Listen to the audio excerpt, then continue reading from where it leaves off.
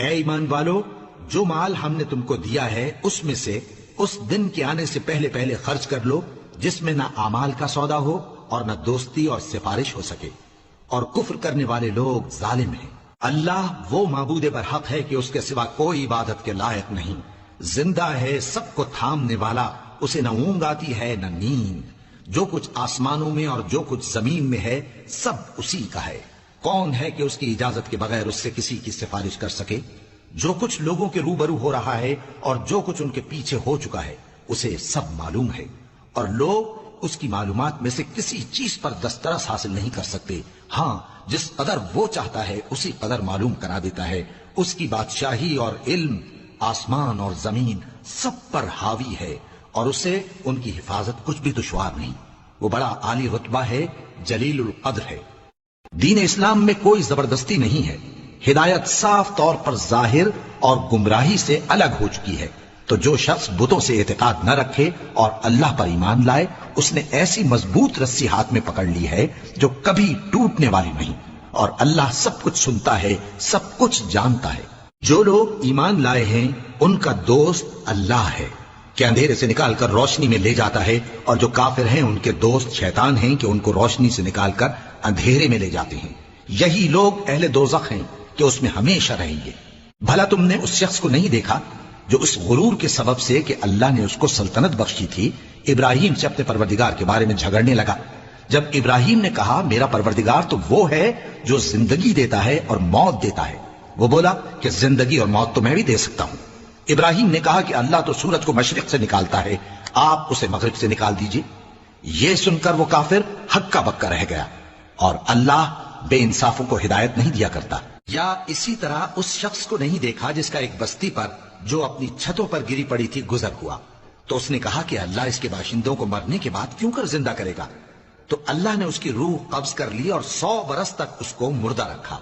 پھر اس کو جلا اٹھایا اور پوچھا تم کتنا عرصہ مرے پڑے رہے ہو؟ اس نے جواب دیا کہ 1 دن یا اس سے بھی کم۔ اللہ نے فرمایا نہیں بلکہ 100 برس مرے رہے ہو، اور اپنے کھانے پینے کی چیزوں کو دیکھو کہ اتنی مدت میں مطلق سڑی بسی نہیں، اور اپنے گدھے کو بھی دیکھو جو مرا پڑا ہے۔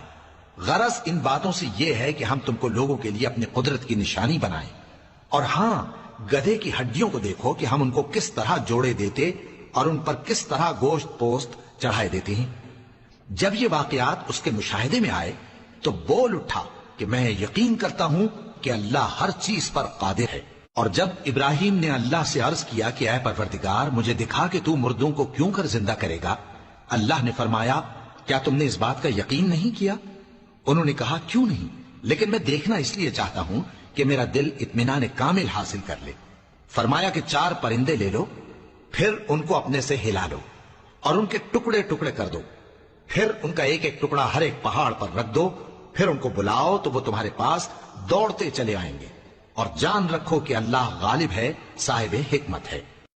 جو لوگ اپنا مال اللہ کی راہ میں خرچ کرتے ہیں ان کے مال کی مثال اس دانے کی سی ہے جس سے 7 بالیں اگیں اور ہر ایک بال میں 100 دانے ہوں، اور اللہ جس کے اجر کو چاہتا ہے اور زیادہ کرتا ہے، اور اللہ کشائش والا ہے، سب کچھ جاننے والا ہے۔ جو لوگ اپنا مال اللہ کے راستے میں صرف کرتے ہیں پھر اس کے بعد نہ اس خرچ کا کسی پر احسان رکھتے ہیں اور نہ کسی کو تکلیف دیتے ہیں، ان کا صلہ ان کے پروردگار کے پاس تیار ہے، اور قیامت کے روز نہ ان کو کچھ خوف ہوگا اور نہ وہ غمگین ہوں گے۔